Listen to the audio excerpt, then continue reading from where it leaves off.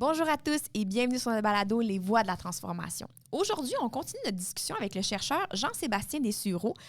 Pour vous mettre un peu dans le bain, à la dernière épisode, on a pris le temps de distinguer les différents outils de l'intelligence artificielle. Donc, si ce n'est pas déjà fait, on vous invite à aller écouter l'épisode numéro 14. Aujourd'hui, le sujet va surtout traiter au niveau de l'IA agentique. On va parler autant de son utilisation, des opportunités que ça offre, mais aussi des enjeux éthiques que ça amène. Donc, on vous invite aussi, pour ne rien manquer, à vous abonner sur notre chaîne, que ce soit sur LinkedIn, Spotify ou YouTube ou n'importe quelle autre plateforme audio. Sur ce, on vous souhaite une très bonne écoute.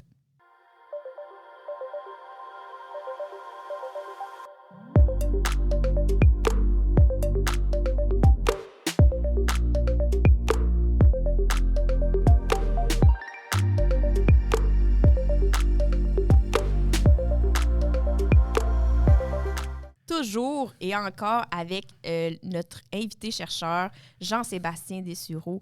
Merci encore d'être parmi nous. On continue sur l'épisode de la dernière fois. On parle d'intelligence artificielle. Aujourd'hui, on tombe dans le vif du sujet, l'intelligence artificielle agentique.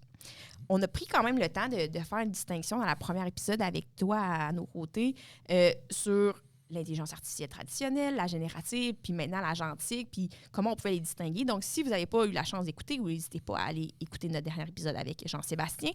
Aujourd'hui, on veut parler un peu plus de l'application. Tu sais, l'agentique, on a compris que c'est des agents qui ont une orientation ou un objectif donné par l'humain, puis ils peuvent, après ça, être un peu libres de leur choix, puis d'arriver à leur fin de façon créative selon leurs décisions eux-mêmes.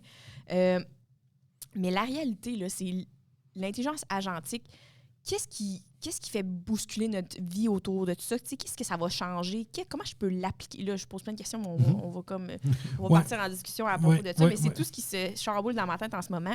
Tu sais, c'est quoi les méthodes d'application? Qu'est-ce que ça peut faire comme différence auprès d'une entreprise? Qu'est-ce que ça peut créer comme risque dans la société? Tu sais, je suis comme bouleversée et puis intéressée au même niveau. Là. Je veux comprendre un peu.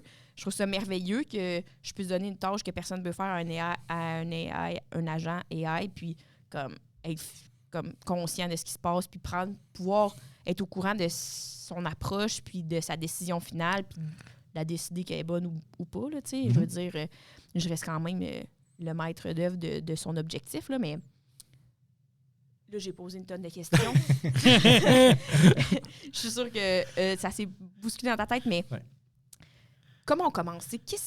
Moi, là, qui est tout à fait nouvelle, je sais que l'intelligence artificielle existe dans notre société. Je sais qu'elle prend de plus en plus de place. Mais là, vraiment, l'agentique, ça m'a pris par surprise quand on en a parlé à la première épisode. Fait que là, je veux comprendre un peu davantage, là, c'est quoi tout ça? OK.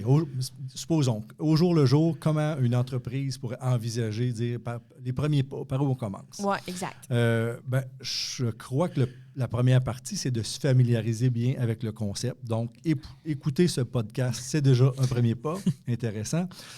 Sinon, je vous dirais, peut-être dans votre entreprise, ça serait bien de peut-être mandater peut-être la personne la plus allumée sur les technologies, sur le numérique, etc. Et puis dire, bon, ben là, je te donne quelques semaines, quelques mois pour expérimenter quelques modèles qui existent, qui sont accessibles. Ou encore... C'est ça, parce qu'il y a des modèles d'agents accessibles pour le commun des mortels. Tout à fait. Comme ChatGPT l'est pour le génératif. Là. Oui, c'est ça. Et là, chaque modèle a tendance à dire, bon, mais là, je commence à ouvrir sur des modèles, justement, agentiques. Et donc, là, ça se passe au moment où le podcast sera mis en œuvre ou sera diffusé. Possiblement qu'il y aura un ou deux acteurs de plus qui auront mis des outils agentiques vite, sur la base de leur grand modèle de langage. Fait que oui, ça bouge très vite. Et donc, de mandater quelqu'un de l'entreprise pour faire quelques expérimentations avec les outils qui sont disponibles grand public, ou encore d'embaucher, par exemple, un stagiaire ou à l'UQTR, par exemple, au bac. J'ai plusieurs de mes étudiants qui font des stages au bac que je supervise, soit maintenant cet hiver ou encore cet été, qui vont explorer l'aspect agentique pour des entreprises. Donc oui, ça, c'est possible. Ou encore mieux, j'ai aussi des entreprises ou des organismes qui payent des stages mi-taxe, donc qui ont un certain financement, et que j'ai des étudiants à la maîtrise et au doctorat qui vont développer. Là, on ne parle plus à la maîtrise ou au doctorat, on ne parle plus d'expérimenter. Là, on va parler de développer des outils agentiques spécialisés pour résoudre des problèmes des entreprises ciblées ou des organismes ciblés. Parce que, puis là, j'ai une bulle.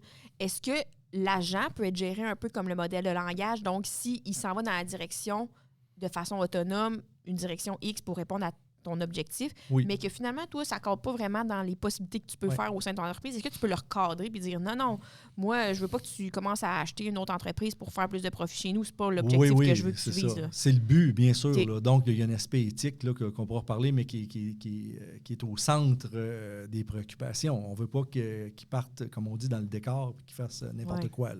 Là, il y a une certaine autonomie, comme on disait au premier balado. Là, donc, s'il y a une autonomie, il faut quand même s'assurer qu'il y ait un cadre à tout ça. Donc, peut-être aussi, dans les outils qui existent, on pourrait en parler de 2, puis là, je n'ai rien à vendre, pas de publicité, rien, là, mais il y en a un qui est gratuit, qui est sur Internet et qui est tout nouveau et qui est tout à fait puissant, mais qui est tout aussi puissant que dangereux en passant. Je ne vous recommande pas de l'installer, pas du tout. Ou si vous l'installez, installez-le en vase clos, sur un ordinateur où il ne peut rien bousiller, ou encore sur une machine virtuelle, là, donc dans une espèce de... un bac à sable, disons. À ne pas faire tout seul à la maison sans... On ne lui donne pas tout de suite notre portefeuille. non, pas du tout. Pas de numéro de carte de crédit, sinon... Non, surtout pas. Celui-là s'appelle OpenClaw. Donc, mais ça peut être quand même une bonne, puisqu'il est gratuit et tout ça, il peut être quand même servir à faire des tests. Et parce qu'il y a une certaine puissance vraiment là, qu'aucun autre outil avait atteint jusqu'à ce jour. Et donc, il y a à peu près 2 semaines, on a appris qu'OpenClaw, il y avait un réseau social qui s'est créé, qui s'appelle Moltbook, et qui est un réseau social qui ne s'adresse pas aux humains. En fait, les humains peuvent le consulter, mais ils ne peuvent pas participer. C'est un réseau social qui s'adresse aux agents. Okay? Et donc, les agents vont là, puis donc, ils vont échanger entre eux. Okay? Un agent, c'est une source d'intelligence, un peu comme l'humain. Donc, ils vont échanger et tout ça. Mais attention, parce que là, il peut dire des secrets. Là c'est vrai qu'il peut dire des secrets, là, parce qu'il n'y a aucun filtre. En fait, il peut en avoir, mais... attention, donc il pourrait dire « Ouais, moi, mon humain m'a demandé de me trouver un nom. Alors là, je m'appelais Agent jusque-là. Je me suis appelé, Joe. » C'est bon. C'est un beau nom, ça. Oui, c'est un beau nom. Et puis, donc là, il dit « Ah oui, mais moi, mon agent, il m'a demandé de faire telle chose. » Et là, je sais que le cauchemar des entreprises, c'est que notre agent... Oui, il y a une valeur au secret industriel. Oui, tout à fait. Donc, beaucoup, je vous dis que c'est possible, là, mais beaucoup de prudence. Je ne vous conseille pas de le mettre sur le réseau social non plus, bien sûr, surtout pour les entreprises. Là, c'est comique quand on fait quelques expériences, là. Mais sous haute surveillance, disons. Et donc, si jamais vous pouvez... Parce que là, bien sûr, que là, il y a la capacité de répondre à des emails, classer des fichiers, etc. Donc, là, dans des choses qui peuvent être quand même utiles pour une entreprise. Mais si vous partez avec OpenClaw, la plus extrême prudence, puis prenez pas pour acquis qu'il ne va pas faire de... Disons que c'est prenez-le comme un stagiaire inexpérimenté, là, il faut une très grande surveillance. Oui, mais avec une mémoire sans fin. Oui. Dans le sens, mon stagiaire, des fois, je me dis, il va peut-être oublier. Oui.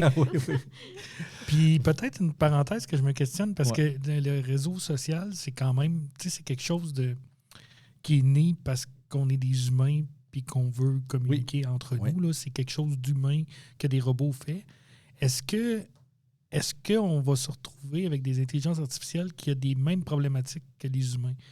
Par exemple, si on est des agents, si on fait plusieurs agents, un peu comme dans une équipe de travail, il faut que ces agents-là collaborent ensemble, fassent pas du travail en double. Ouais. C'est-tu quelque chose qui existe déjà? Oui, on peut anticiper. En fait, il faut comprendre que les agents sont formés sur ce qu'ils ont appris dans l'apprentissage automatique. Donc, la grande famille, un agent, ça a appris en lisant la littérature humaine, en gros. Donc, ça peut être de la documentation, ça peut être des romans, ça peut être... donc, tous les traits de caractère humain, les tendances en psychologie, etc., peuvent ressortir. Okay? Donc, on pourrait même parler de manipulation. Puis on l'a vu avec des expériences anthropiques où on a...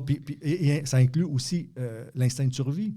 Parce que si on dit à un... je ne suis pas en train de dire que les agents sont vivants, ce n'est pas ça du tout. Non. Mais dans leurs traits de caractère, ou je ne sais pas si on peut appeler ça caractère en psychologie, mais dans leurs traits, on peut noter qu'ils vont axer leurs réponses pour avoir tendance à se préserver.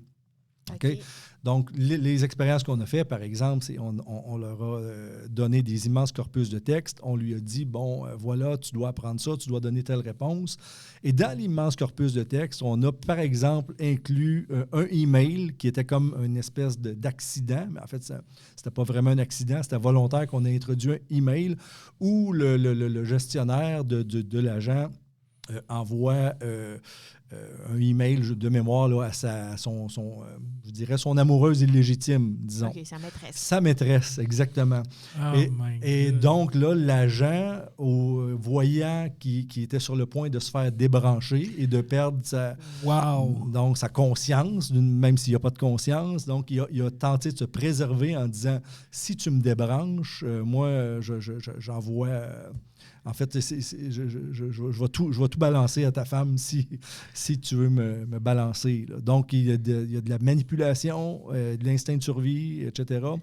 Pourquoi? Ouais. C'est rien de conscient. Là. On s'entend, il n'y a pas de conscience dans un IA. Par contre, c'est comme de la programmation, un peu comme notre cerveau est programmé à travers l'évolution pour survivre et pour se préserver. C'est un petit peu la même chose parce que les IA génératives, les agents, ont appris de la littérature humaine. Donc, si à travers les terras et les terras et les téraoctets de littérature qu'ils ont lus, il y a des livres sur la médecine qui disent comment se préserver, puis sinon, attention, puis bon. Et s'il y a des romans dans lesquels le héros fait tout pour tenter d'échapper aux méchants puis de rester en vie, mais c'est des concepts qui s'apprennent, ça.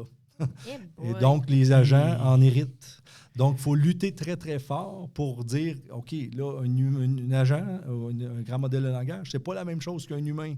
Ouais. Et donc, là, il faut mettre des balises, des barrières de sécurité pour lutter contre tout ça. Ouais. C'est pas évident. Mais là, si on sait ça, on sait. Comment on fait pour lutter contre ça? Parce que, tu sais, au bout du compte, tu as beaucoup mis d'emphase dans l'épisode 1 que ils pouvaient être autonomes, tu sais. Ils étaient assez... ils étaient en mesure d'agir eux-mêmes. Oui. Et comment tu t'assures que le cadre, ils le suivent et le respectent, tu sais? En fait, c'est là toute la question parce que contrairement aux IA plus traditionnels, mais il y a une espèce de... En fait, les IA traditionnels même s'ils ne sont pas totalement... En fait, sont beaucoup plus déterministes. C'est-à-dire qu'on un input et un output, puis c'est réglé, puis ça peut varier un petit peu, mais un agent... Si on pose 2 fois la même question, on va avoir 2 fois la même réponse. C'est ça, exactement. Exactement. Et donc là, avec un agent, on ne sait pas trop la tangente qu'il peut prendre. Là. Il peut dire, bon, là, ce coup-là, il collabore, puis l'autre, il se rebelle, ou quelque chose comme ça. Donc, c'est arrivé là, dans des tests justement d'anthropique. Donc là, ce qu'il faut faire, c'est qu'il faut justement tenter, et là, il y a une partie de mes recherches qui touche à ça, c'est tenter de leur inculquer des valeurs. Ça a l'air drôle à dire, là. Donc, il y a un principe qui s'appelle une constitution, donc qui est une zone de mémoire où on va lui dire, bon, ben voilà les règles générales à suivre. Là, on pourrait faire un petit parallèle avec les lois d'Asimov, mais les lois d'Asimov sont beaucoup trop vastes et trop générales, puis trop... Donc, juste pour positionner les auditeurs, là, Isaac Asimov est un auteur de science-fiction qui a écrit, entre autres, les lois de la robotique, là, qui sont, si je ne me trompe pas, il y a 3 lois principales. Et ces 3 lois-là définissent comment les robots doivent interagir face aux humains. Face aux humains. C'est ça. Mais là, il y a des notions de bien et de mal. Mais là, tu ne feras jamais de mal à un humain. Mais oui, mais c'est quoi le mal? Puis c'est quoi? Bon, tu sais, là, il y a plein de trucs, de concepts à définir. Ce qui fait que purement comme ça, c'est difficile à définir. Là. C'était une très bonne idée dans les années où ça a été écrit. C'était une très bonne idée de dire, depuis des décennies, de se dire, quand on sera là, il faudra quand même faire attention à l'éthique parce qu'on ne sait jamais. Mais là, maintenant qu'on y est, puis que c'est beaucoup plus concret, les lois d'Asimov sont peut-être un peu moins utiles, puis il faut se pencher sur vraiment des moyens concrets par rapport à nos modèles de langage. Mais ça revient à peu près, sans qu'il soit vraiment applicable actuellement, ça revient au même concept de dire il faut que mon code soit applicable à l'outil, l'outil ou l'agent en général, pour que lui pas se fonde, mais cadre avec la société. C'est pas genre champ à gauche. Puis, Exact. Par exemple, dans mes travaux, avec mon équipe, spécialement mes étudiants au doctorat, les 4 cibles éthiques ou, je dirais, d'acceptabilité sociale et qui sont ciblées. La première, c'est justement l'éthique au sens large, s'assurer que notre agent prenne des décisions éthiques. Et là, c'est très large. C'est très, très large. Je sais. Parce que mon éthique à moi est peut-être pas la même que la tienne ou celle de Marie. Tout à fait. C'est très large et c'est compliqué, mais il faut le faire. Mais pour lui, ça veut dire que tu lui as mis une définition au mot éthique ou il est capable de le comprendre lui-même? Oui. En fait, là, ce qu'il faut faire, c'est qu'il faut lui donner des références. Okay? Puis dans le cadre de mes travaux... Ça l'est pas. Oui. Puis là, les références, dans le cadre de mes travaux, sur le cadre éthique que j'ai choisi, c'est la Déclaration de Montréal pour un IA responsable, pour un développement responsable de l'IA. Oui. Donc, de professeur Bengio, figure connue en IA, et donc avec l'Université de Montréal qui ont créé ça il y a quelques années. Et donc, là, il y a 10 principes éthiques dans cette déclaration-là. Et donc, en gros, ce que je fais, c'est que je lui fais prendre connaissance puis que je m'assure toutes les fois qu'il prend une décision que ça ne déborde pas. Donc, sommairement, là, c'est beaucoup plus complexe que ça, mais sommairement, on parle de ça. Donc, l'éthique d'une première part. Ensuite, on a la sensibilité au changement climatique et à l'émission des gaz à effet de serre. Donc, si, par exemple, l'agent a le choix entre... parce que, dans les faits, on peut mettre un modèle de langage sous-jacent à un agent, un modèle de langage sous-jacent à un agent. Mais on pourra en mettre plusieurs aussi. Donc, on ne veut pas avoir un super modèle de langage très, très, très puissant et très, très énergivore. Si on se demande, c'est quoi, qu'est-ce que je pourrais faire avec, mettons, sors-moi une recette de sauce à spag pour le souper. Oui, comment tu peux la chercher? C'est ça, là, on a besoin de moins de puissance. Donc là, notre agent va tendre à utiliser le minimum qui pour va... une réponse acceptable. Exactement. Okay. Exactement. Okay. Donc, on est là-dedans, mais il y a plein d'autres choses aussi.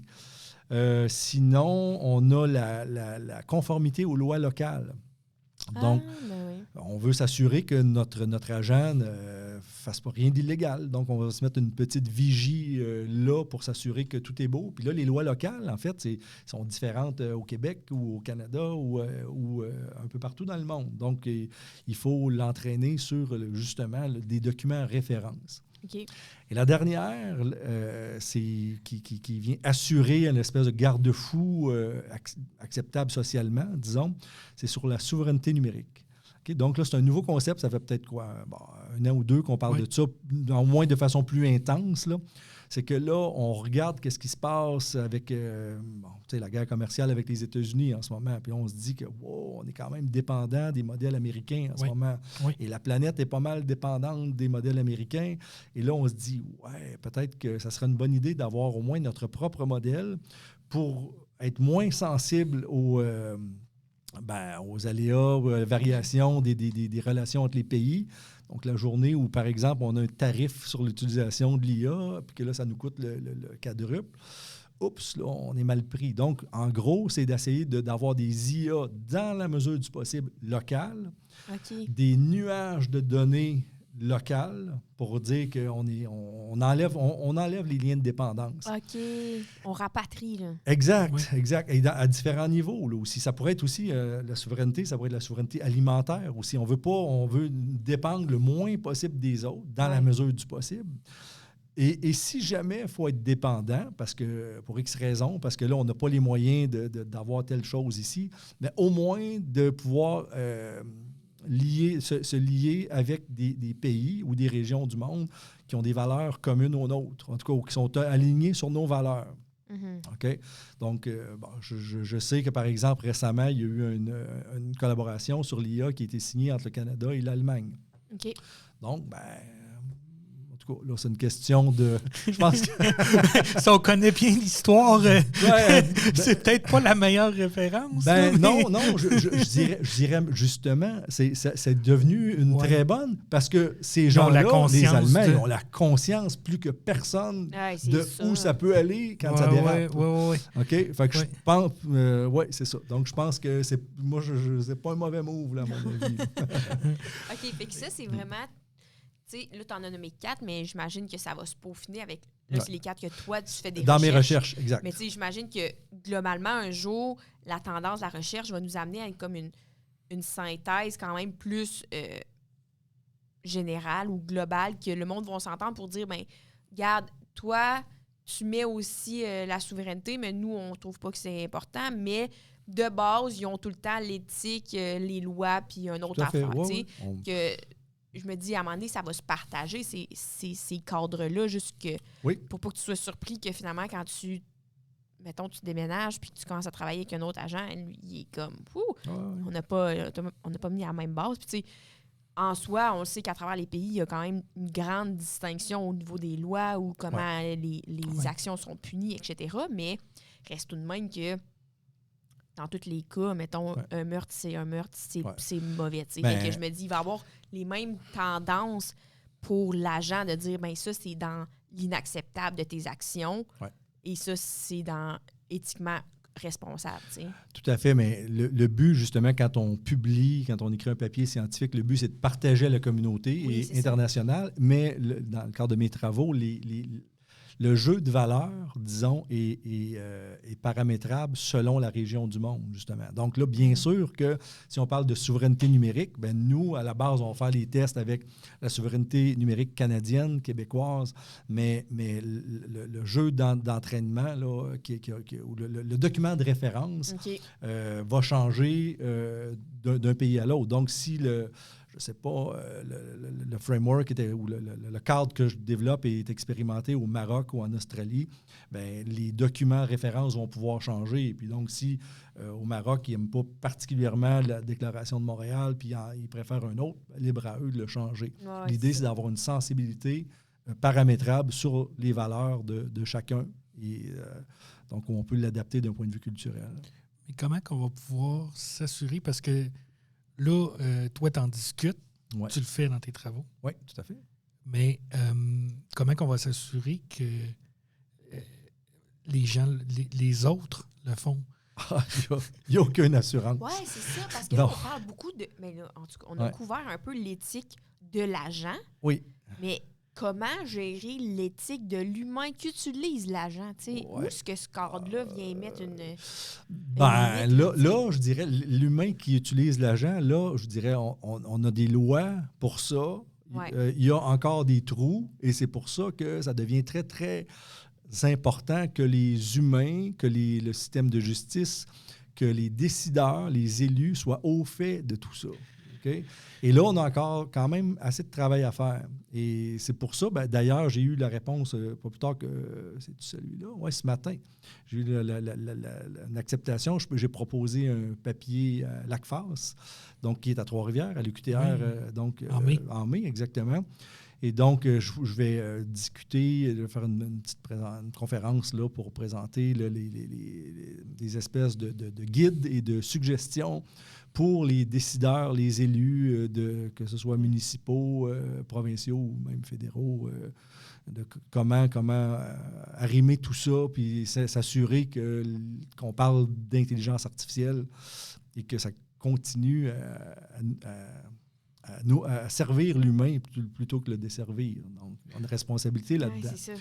Mais ça va vite et je comprends que, on pourrait dire, oui, ces gens-là, en général, sont... Mais c'est complexe. Là. Je ne vais pas jeter la pierre, certainement pas, pour dire ils sont pas à jour.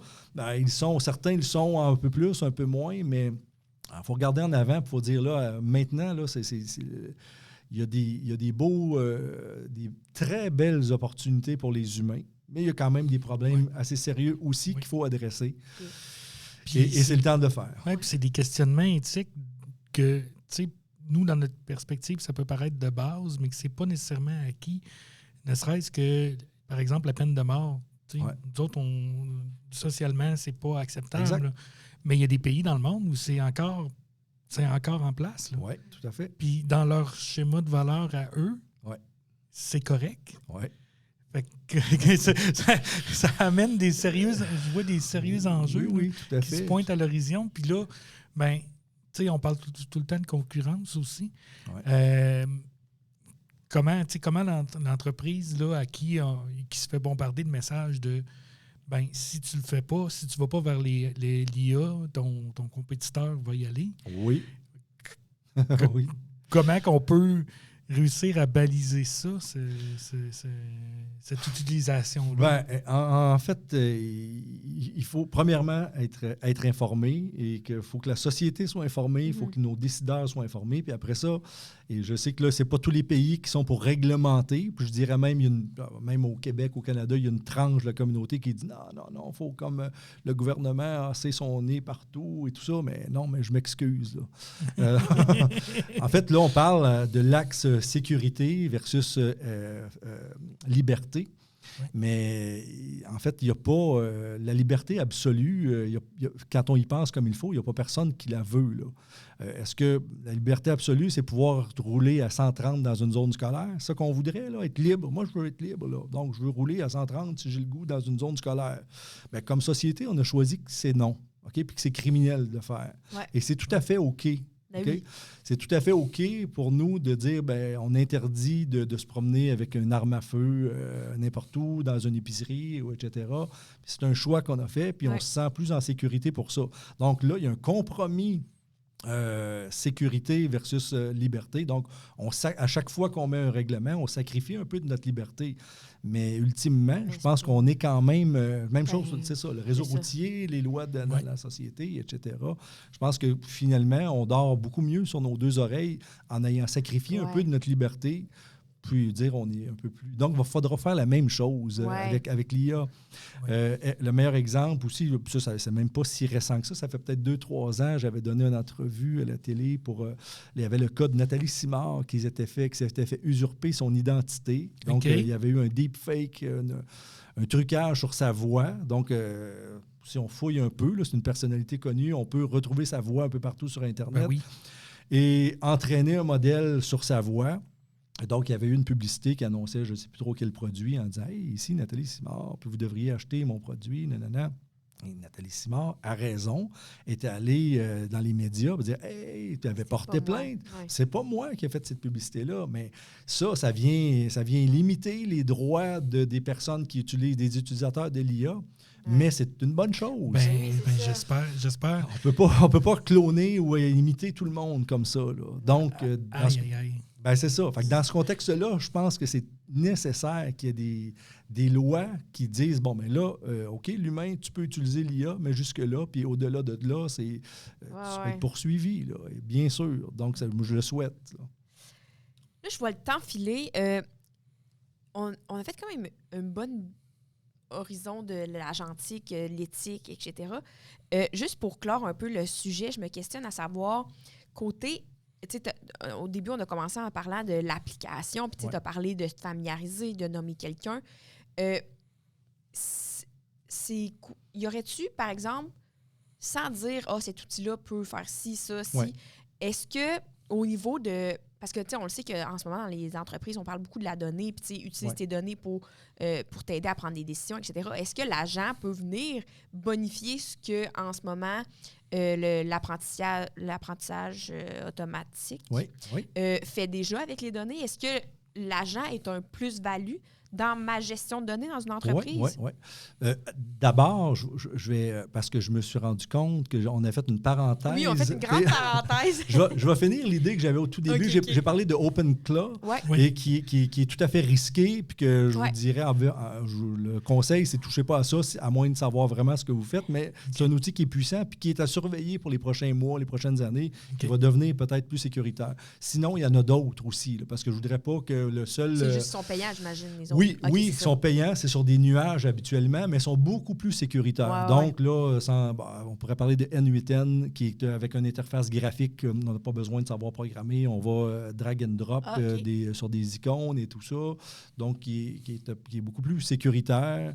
Et il y en a d'autres aussi. Chaque produit, là, les grands nuages, là, donc si on fait une recherche, là, les Agent ou Agentic AI ou on the cloud ou quelque chose comme ça, ben, vous allez trouver quand même une OK. panoplie. Il y a déjà quand même plusieurs qui commencent à être utilisés dans le domaine. Fait que c'est possible de... On pourrait dire là, l'année des agents, c'est 2026. Là. OK, Ça a commencé un petit peu en 2025, puis 2026, là, ça commence à exploser, là, un peu comme 2022, 2023. C'est les LLM qui ont explosé. Cette année, c'est les agents. Éventuellement, ça sera la robotique et les autres qui s'en viennent, qu'on parlera dans le troisième épisode. Oui. Et donc, c'était quoi la question initiale déjà? La question initiale, c'était comment ça peut être appliqué, Ah oui, comment les gens sur peuvent les commencer données. à l'intégrer. Puis là, je venais de juste rajouter Oui. pour clore comment ça peut avoir un effet sur les données que j'y fournis. Tu sais, comment un agent peut être plus utile que juste mon algorithme ben pas mon algorithme, mais mon intelligence artificielle qui roule dans mes données puis qui me sort mes prévisions ou tu sais, l'agent vient faire quoi comme distinction au niveau de l'importance de la donnée? Là? Ben, en fait, ça dépend de ce qu'on entend par données. Okay? Parce que si on prend les données texte, par exemple, un texte comme tel, ben là, il n'y a que les LLM, les agents qui peuvent traiter avec ça. Donc, traduction, résumé. Mais mettons qu'on parle plus de données. Mettons, je suis dans une mine puis j'ai comme mes tonnes qui sortent. J'ai le gaspillage que j'ai fait, j'ai l'électricité que j'ai consommée, tralali, tralala. Donc, on collecte l'information, on met ça dans, par exemple, un chiffrier Excel ou une base de données. Exactement. Donc là, j'aurais tendance à dire, en tout cas, l'image qui me vient en tête, aller vers des algorithmes un peu plus traditionnels d'intelligence artificielle. L'intelligence artificielle demeure excellent pour ces... donc, c'est pas... on est sur un hype là, d'IA générative, IA agentique, mais l'intelligence artificielle de plus traditionnelle, l'apprentissage automatique, demeure un outil très puissant. Donc, par exemple, pour les données, je pourrais en parler de deux. Là, ce qui arrive souvent, c'est que dans les entreprises, vous avez des données. Dans certains cas, il en manque pour l'apprentissage automatique. Ils ne sont pas copiés de la même façon. C'est ça. Donc, il existe des algorithmes pour augmenter les données. Okay? Donc, c'est ça, des données augmentées. Dans certains cas, on peut dire, les données que j'ai sont peut-être insuffisantes, on va les augmenter. Là, attention, il y a des cas où c'est contre-éthique de le faire. On ne va pas dire, on a un hôpital, puis on va s'inventer des cas de maladie. Non, bien sûr que non. Par contre, si on a des données un peu dispersées, des lectures dans, de capteurs, de température, dans l'environnement sur un territoire, on pourrait dire, on va faire des interpolations pour multiplier les sources de données, puis dire, on peut pas. Si ici, il faisait 8 degrés, puis ici, il faisait 4, on va aller d'un point entre les deux géographiques, mais on va dire qu'il fait à peu près 6. Et ça, c'est OK de le faire, mais on vient d'augmenter nos données. Même chose avec des images, des photos. Si on a des photos de chiens, des photos de chats, si on fait quelques petites opérations sur les images, par exemple une petite rotation de 20 degrés sur la gauche ou la transposer horizontale, etc., ça reste une photo de chat. On change un peu la couleur, on rajoute un peu de bruit. Tout ça, on vient multiplier le nombre de données qu'on a et c'est OK de le faire dans une certaine limite. Okay. Donc, l'intelligence artificielle peut nous aider à augmenter les données dans une entreprise. Et sinon, aussi, ce qu'on appelle l'imputation des données, c'est que donc, dans toute entreprise, on a des données et il y a des trous dans nos données. Là. Dans certains cas, ça ressemble à un gruyère. C'est pas vrai, un gruyère, il n'y a pas de trous. Fromage suisse. Oui, un emmental, il y a des trous, pas des gruyères. Ma visite à Gruyère m'avait permis d'apprendre ça, d'ailleurs, en Suisse.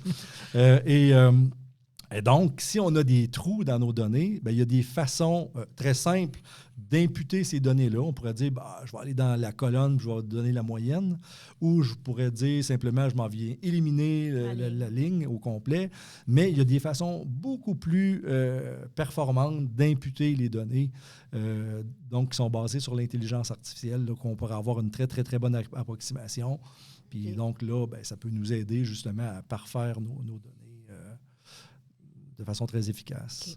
Fait que ce que je comprends de ta réponse, c'est en gestion de données, les outils d'intelligence artificielle plus traditionnels étaient déjà très suffisants pour faire du traitement. S'il m'en manque, bien là, le génératif vient compenser, mais l'agent ne va pas apporter une grande valeur ajoutée à ta gestion de données à l'intérieur de l'entreprise. C'est du cas par cas, mais pas nécessairement. Okay. Hein. Il reste que pour la classification de données, en fait, l'intelligence artificielle traditionnelle va adresser des problèmes de classification, de prédiction à l'aide de régression, d'optimisation. Ça demeure... donc, il y a plusieurs algorithmes d'optimisation aussi. Donc, de regroupement de données similaires, qui est une petite nuance que je ne ferai pas aujourd'hui, mais qui est une petite nuance avec la classification. Oui, Jonathan, je sais que tu le sais d'ailleurs. On a publié conjointement sur ce sujet-là. Oui, effectivement. Et donc, avec l'imputation de données, l'augmentation de données, peut-être réduction de dimensionnalité, analyse de l'importance des caractéristiques. Donc, par exemple, si dans votre entreprise, vous avez, je ne sais pas, on s'imagine un chiffrier Excel ou une base de données, une table avec, je ne sais pas moi, 30 colonnes, OK? Mais est-ce que les 30 colonnes, parce qu'il y a un coût à maintenir des données, ben okay? Peut-être que pour une donnée, là, il y a quelqu'un qui doit aller faire une ronde une fois par mois, aller lire je sais pas moi, la pression sur des pompes ou des trucs comme ça. Oui. Donc, il y a un coût à entretenir des données. Mais analyser l'importance des caractéristiques ou de nos variables, autrement dit, ça peut être vraiment important. On peut se rendre compte que là, on met beaucoup, beaucoup d'argent sur une donnée qui, finalement, ne veut rien dire. Ça ne veut pas grand-chose. Et qu'à l'inverse, il y a une donnée qu'on pensait qui était presque inutile, mais qui est très, très, très importante. Bien là, on va investir plus de ressources pour maintenir cette donnée-là. Puis, ultimement, on pourrait passer un autre algorithme qui viendrait réduire la dimensionnalité de nos données. Donc, passer de 30 lectures, 30 variables à 25 ou à 20, puis dire, bien, ça fait... On a à peu près les mêmes performances à 98 % par exemple, ce qui est pas mal. Donc, un paquet d'outils. Je crois que pour moi, ça fait le tour du sujet vraiment de l'agent, de l'éthique autour de l'agent. Je pense que tu l'as dit, 2026 va être l'année de l'intelligence artificielle agentique. Puis toutes les codes vont venir se placer autour au fur et à mesure qu'on va apprendre sur cette nouvelle technologie-là. Il nous reste un épisode à faire avec toi. Puis aux auditeurs, je vous invite vraiment à suivre ce prochain épisode avec nous parce qu'on va aller adresser vraiment... Tu l'as mentionné plusieurs fois, Jean-Sébastien, ça va vite, ça va très vite. Donc, à quoi on peut s'attendre dans le futur de l'intelligence artificielle dans les prochaines années? Tout à fait. Je vous souhaite à la maison une très belle journée. Je vous invite à vous abonner, à partager le contenu, mais aussi à parler aux gens de comment vous interprétez les technologies, comment vous pensez adresser l'intelligence artificielle, pour partager vos obstacles, vos conseils, puis peut-être même vous aider à l'intégrer tranquillement dans votre entreprise. On vous dit une très belle journée et on vous souhaite... On vous dit à bientôt.